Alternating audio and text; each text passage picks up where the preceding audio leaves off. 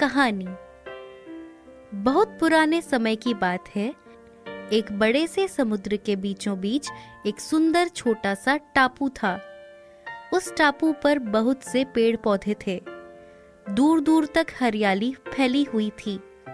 मैदानों में हरी हरी घास व सभी रंगों के सुंदर खिले हुए फूल उस टापू की सुंदरता पर चार चांद लगा रहे थे।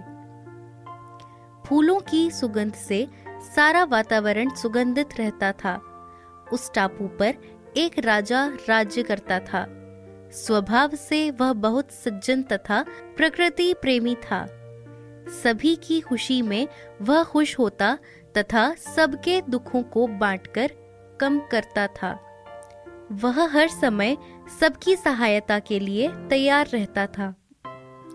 वहां हर साल राज्य के कुलदेवता की पूजा की जाती थी, जिसमें नगर के सभी लोग उपस्थित होते थे।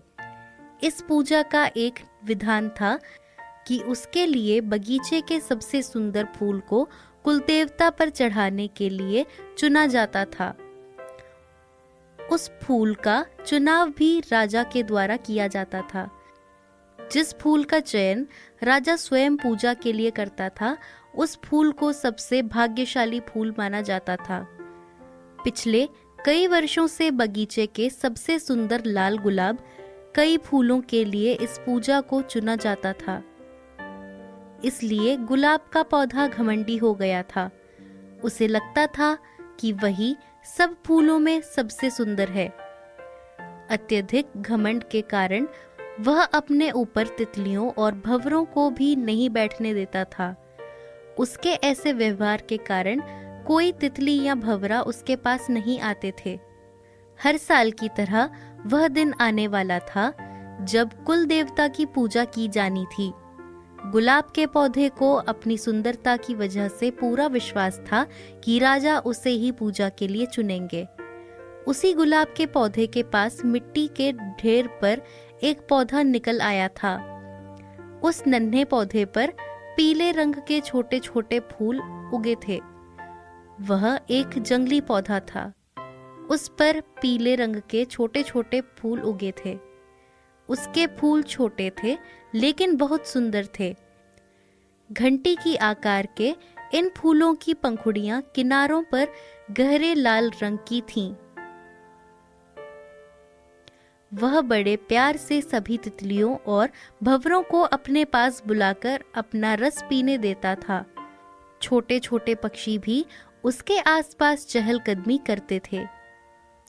राजा बगीचे के फूल चुनने आए। माली उन्हें सीधा गुलाब के पौधे के पास ले गया। माली बोला, इस बार तो गुलाब के फूल और सुंदर और बड़े खिले हैं महाराज। यह कहकर माली ने गुलाब का फूल तोड़ने के लिए हाथ बढ़ाया, लेकिन राजा ने उसे रोक दिया। वे किसी और सुंदर फूल की तलाश में थे। वापस जाने के लिए वे जैसे ही पीछे की ओर मुड़े, उनकी निगाह पीले रंग के फूल पर पड़ी।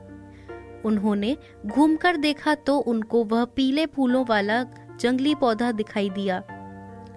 उसके आसपास बहुत सी तितलियां व भंवरे घूम रहे थे, जबकि गुलाब का पौधा अकेला खड़ा था।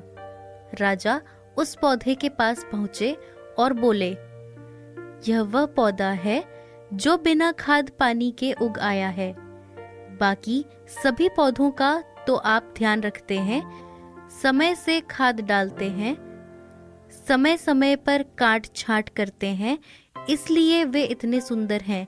लेकिन यह पौधा अपनी हिम्मत से खड़ा है, फिर भी कितना स्वस्थ है, सुंदर है। सबसे अच्छी बात है, इसके अच्छे स्वभाव के कारण सभी तितलियां व भंवरे उसके पास खुश हैं। यही सबसे सुंदर फूल है। कुलदेवता की पूजा के लिए इससे बेहतर कोई और फूल नहीं हो सकता। सभी राजा की बात सुनकर बहुत खुश हुए और खुशी खुशी कुलदेवता की पूजा की तैयारी करने लगे।